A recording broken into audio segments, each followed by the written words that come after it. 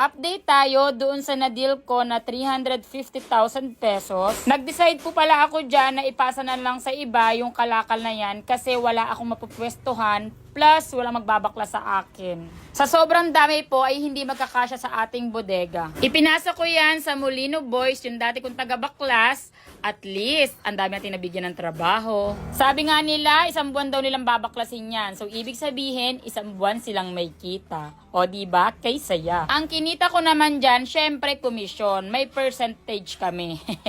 Pumayag sila sa demand ko. At, yun, nakuha ko naman ng maayos. Dapat siguro, kung papasukin ko yung ganyang negosyo na baklasan or baklasin, ay kailangan meron akong separate na bodega na doon ko ilalagay yung mga baklasin ko. Naka-line up naman sa plano natin yun. Soon.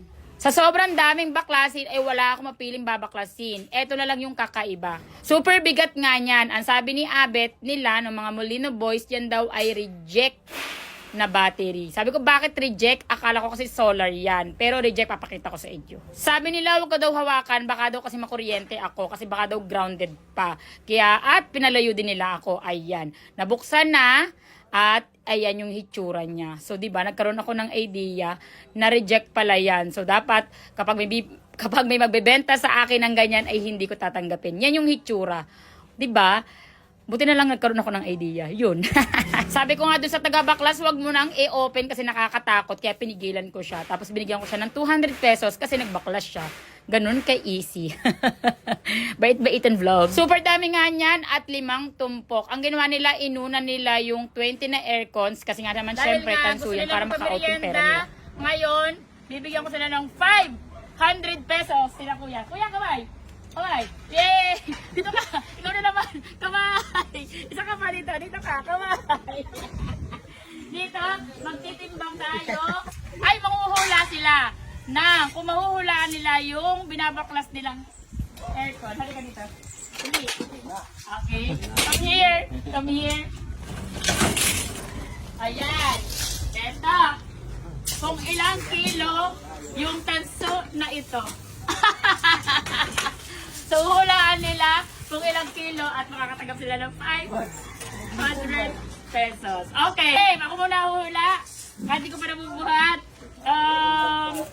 19. Nalang ako 19.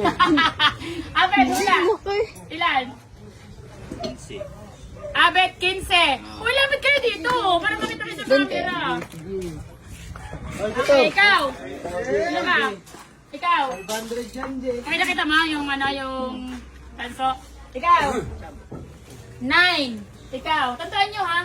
Ikaw. 21. Ikaw. 13. 13. Ikaw. 14. 14. Okay. Kuya, ikaw. 17. 17. O, ito na. Ilagay nyo na. Timbang na. Ayoko magtimbang. Ito yung lagay. Ayan. Sige, game. Kung sa 500 din to. 2 kilo. Okay. Ha? Hindi ka na magsabi. Grabe, ang daming tanso. Iba kaya ano, di ba? Anong hula? Tinandaan niyo yung hula niyo, ha?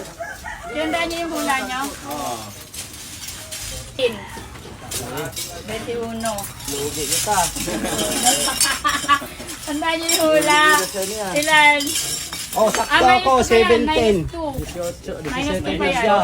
17 minus 2. Minus 2. Wala pa. Ito pa. Minus 2 yan, Paul. Minus 2 pa. Minus 2 yan. 19 minus 2. 17. 17. Sino mo muna 17? Wala.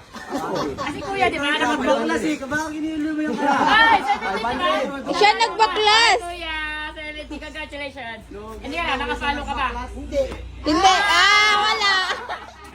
Hindi rin. Hindi siya nakapalo. Congratulations. 500. Grabe. Beer. Yun lang. Bye. Bye. 100, oh.